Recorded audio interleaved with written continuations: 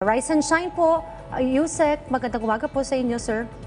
Rise and shine, good morning po sa inyo. Okay, Yusek Solidum, ano po ang karagdagang detalye kaugnay po nitong nangyaring magnitude 5.4 po sa Sorsogon? At aasahan po ba mga aftershocks dito, Yusek?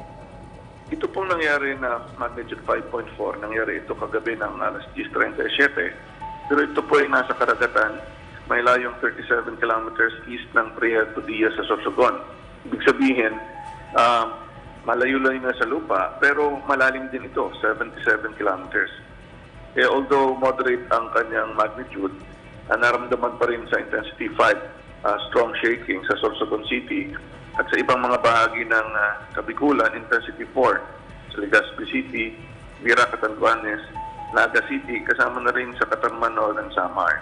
Ito naman po ay hindi natin in-expect na mag-cause ng damage kasi nga wala pa tayong kukuhang report ng damage. At pangalawa, ang damage lang natin nakikita kapag nagkaroon na ng rating ng intensity 6. At hindi rin po pwedeng magkaroon ng tsunami dahil nga po hindi ganun kalakasan at malalim yung lindol.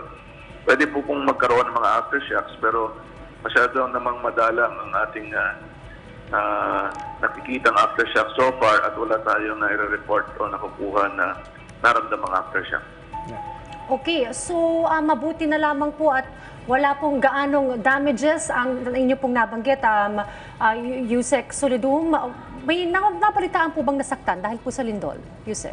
Wala pa tayo rin na kukuha ang report o napalitaan na nasaktan. Ang siguro, ang kailangan lang nating i-remind sa ating mga kababayan na nandyan sa eastern shorelines ng Philippines, nandyan yung Philippine Trends. Ito yung kung saan sumusupsop yung bloke ng bato ng West Philippine Sea pailalim at yan po yung dahilan ng paglindol kagabi. At paminsan, may mga malalakas na paglindol, kadalasan mahihina, pero yun po yung dapat gawin ng ating mga babayan na maging ready sa mga malalaking lindol at paminsan ay magdudulot ng tsunami. Okay, so Yusek Solidum, hindi naman kailangan kumbaga mag-evacuate pa nung ilang mga residente para i-check kung yung integrity ng kanilang mga bahay. Safe naman po na nandun pa rin po sila sa kanilang mga bahay despite po nito pong nangyaring pagyanig, sir?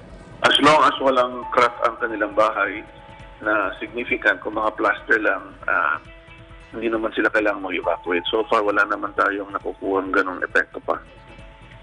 Yusek Solidum, paalala na lang po sa mga kababayan natin dyan sa Sorsogon. Sa ating pong mga kababayan sa Sorsogon at silang bahagi ng Kapitulan, yung lindol po kagabi ay hindi naman ganong kalakasan, pero marami ang naramdam.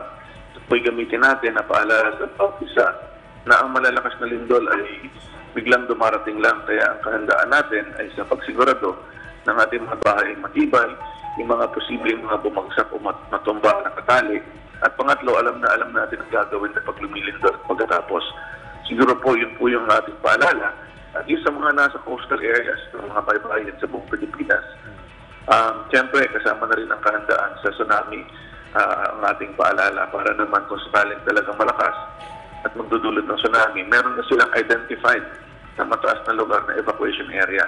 At siyempre kailangan nagsasanay at nagdidrill ang ating mga kababayan patungkol sa lindol at tsunami. Nakapanayan po natin si Yusek Renato Solidum. Yusek, maraming salamat po.